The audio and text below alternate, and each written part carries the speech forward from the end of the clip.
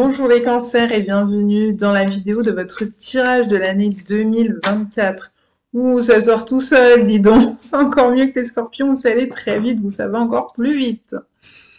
On se retrouve avec l'énergie de la papesse. Eh bien, c'est une énergie qui est déjà sortie chez les balances. Donc, n'hésitez pas, si vous êtes cancer, ascendant balance, balance, ascendant cancer ou lune en balance, n'hésitez pas à aller voir l'autre tirage, celui donc des balances.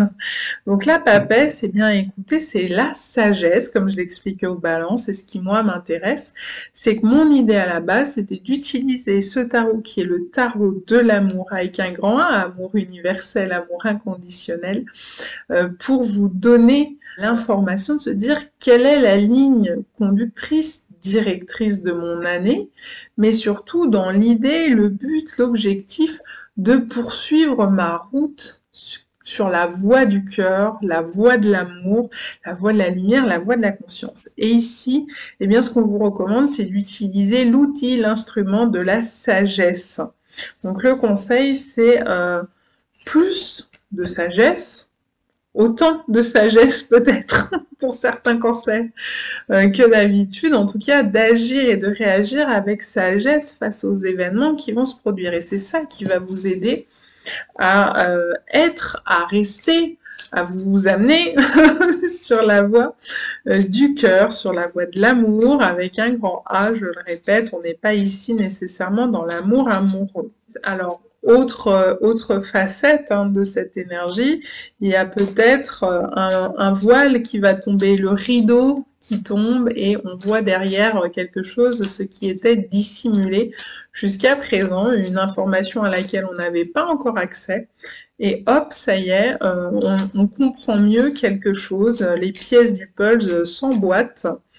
Il y a peut-être une révélation qui va apparaître pendant cette année 2024 pour vous. Les cancers. Alors, dans le domaine de la spiritualité et de la vitalité, on notera que ça sort moins vite.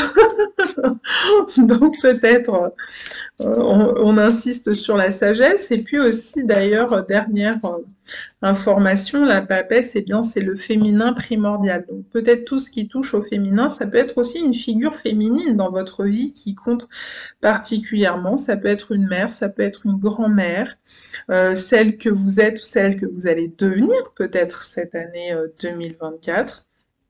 Et puis peut-être une forme de sagesse aussi de l'aîné, l'expérience des aînés, des ancêtres.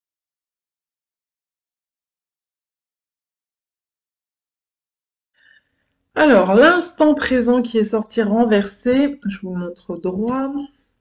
Donc, peut-être qu'il y a une difficulté à bien profiter de l'instant présent. Est-ce que vous courez après le temps des cancers?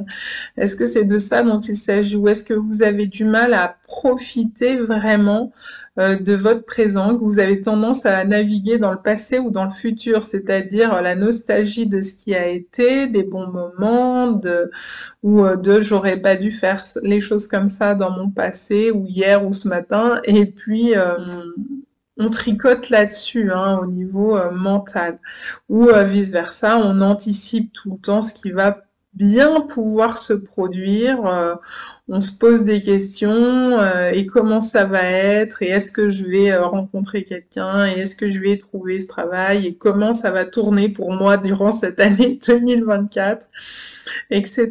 Et donc du coup, on décroche de l'instant présent, peut-être on arrive moins à s'émerveiller et à bien vivre son incarnation depuis ce point de vue présent du ici et du maintenant.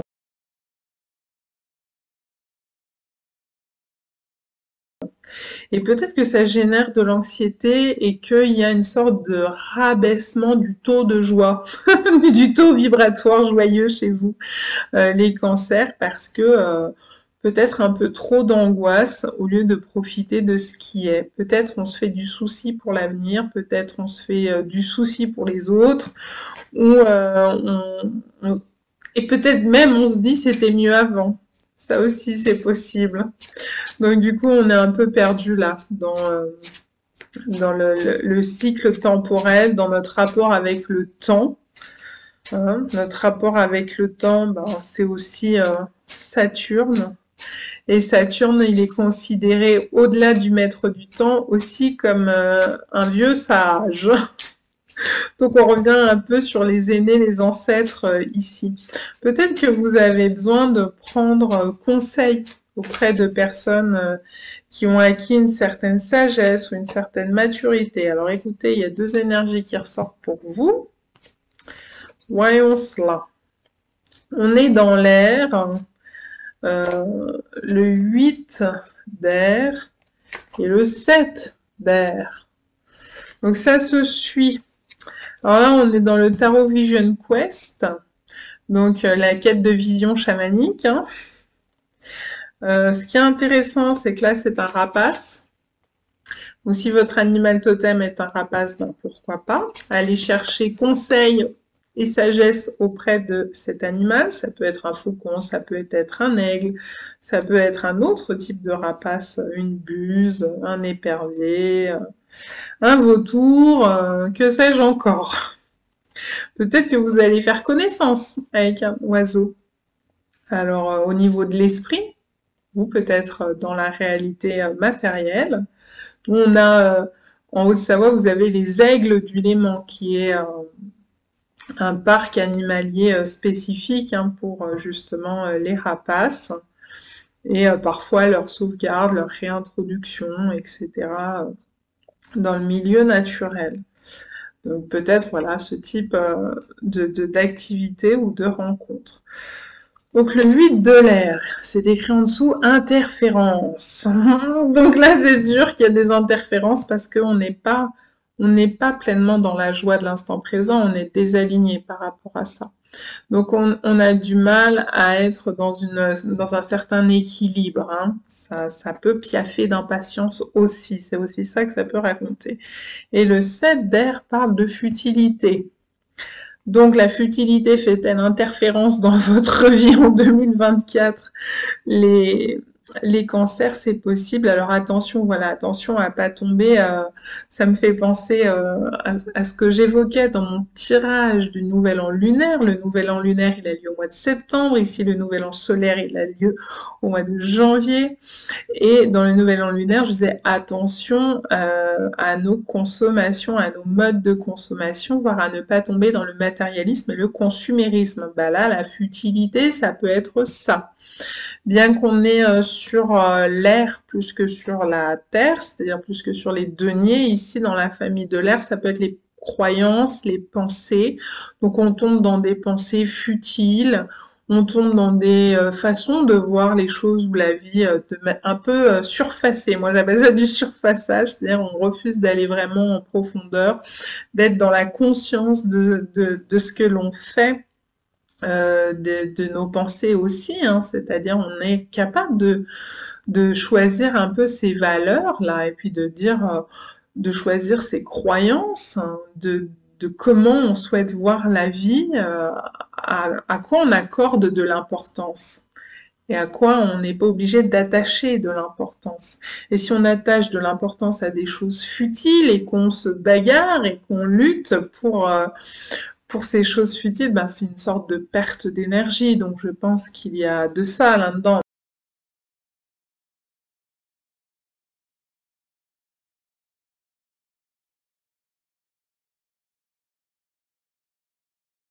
Notamment avec l'interférence qui est juste à côté, et la carte qui est dans le domaine de la vitalité qui est renversée.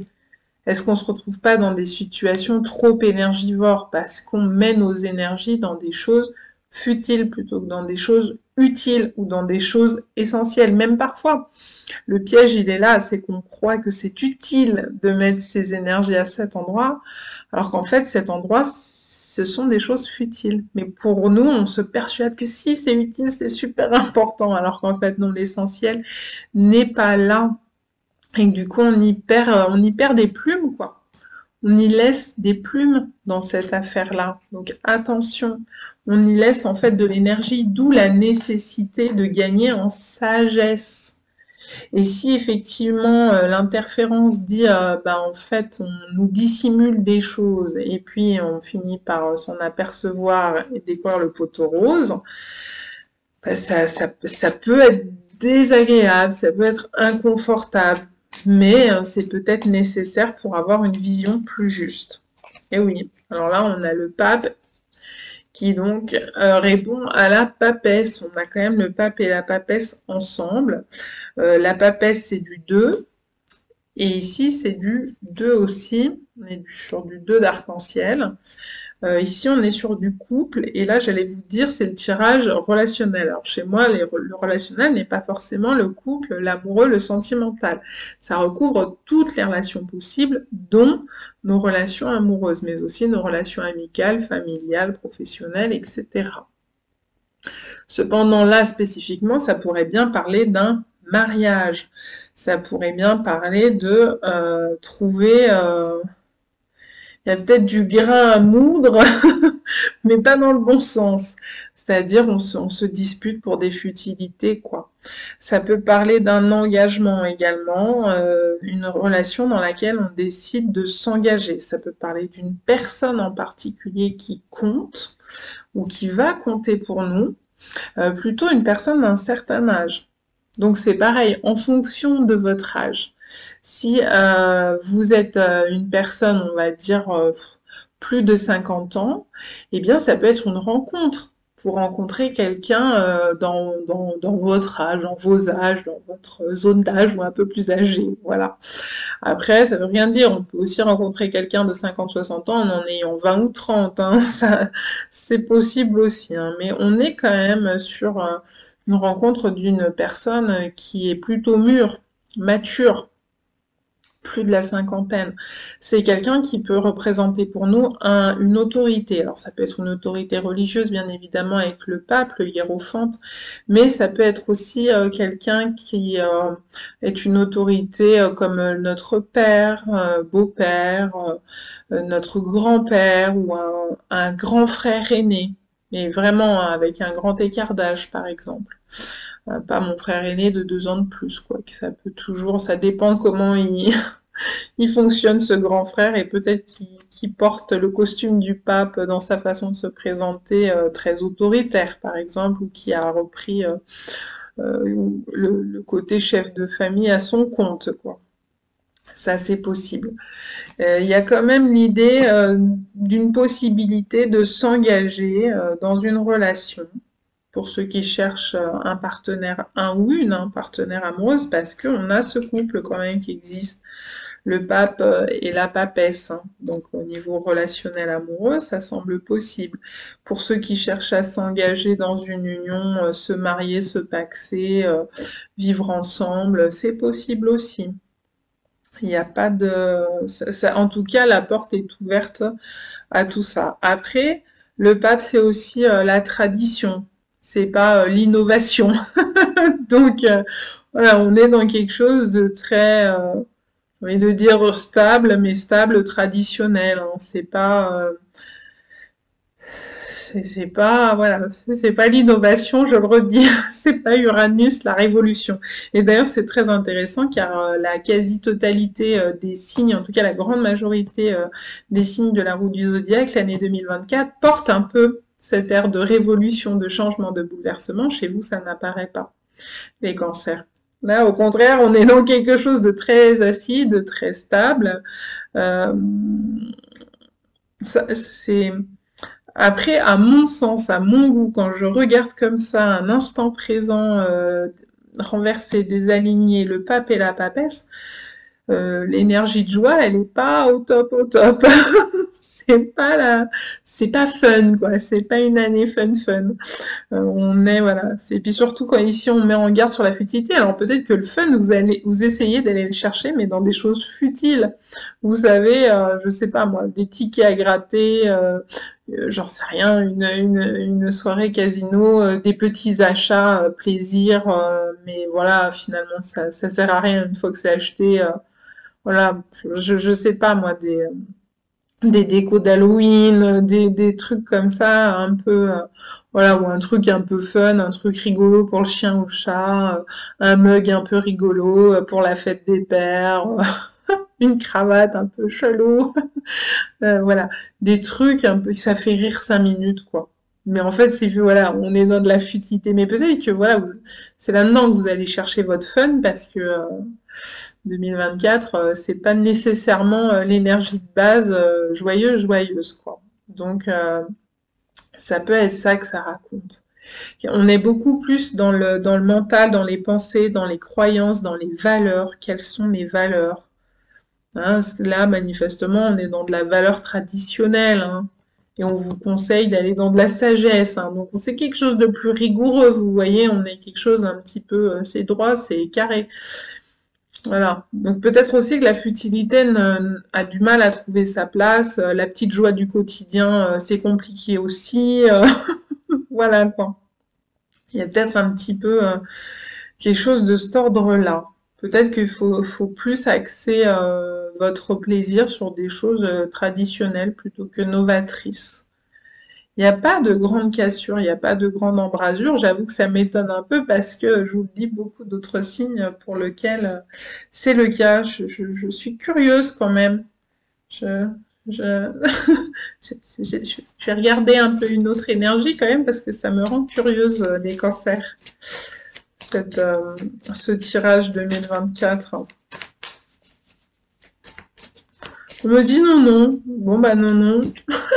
Je vais vous décevoir derrière votre écran. Et là, on peut me dire oui, oui. Allez. Voilà. On me dit regarde le dos de paquet. Donc le dos de paquet, c'est l'accumulation. Voilà. Donc on retombe dans la futilité là. On retombe dans la futilité, le consumérisme, le matérialisme. Donc je vous renvoie vraiment vers le tirage de la rentrée 2023 où j'en parlais beaucoup hein, de cet aspect-là qui fait interférence, quoi. Ça brouille les ondes en fait et ça brouille votre cheminement et du coup ça manque de sagesse, quoi. Donc ouais. Donc peut-être s'alléger, peut-être que le grand conseil c'est aller vers plus de sagesse dans vos achats. Soyez prudent sur vos achats en 2000, pas par rapport forcément à l'argent, mais par rapport à l'intérêt de l'objet, de ce que vous allez acheter, des possessions. Sortez de l'accumulation et de ces petites choses qui finalement n'ont qu'un bénéfice très réduit sur votre bonheur personnel, quoi. Voilà, faites preuve de sagesse autant que vous le pourrez, les cancers, pour 2024. Allez, quand même du fun. Je vous en souhaite, il y en aura bien qui va arriver un moment ou un autre dans l'année. Promis, juré. À bientôt.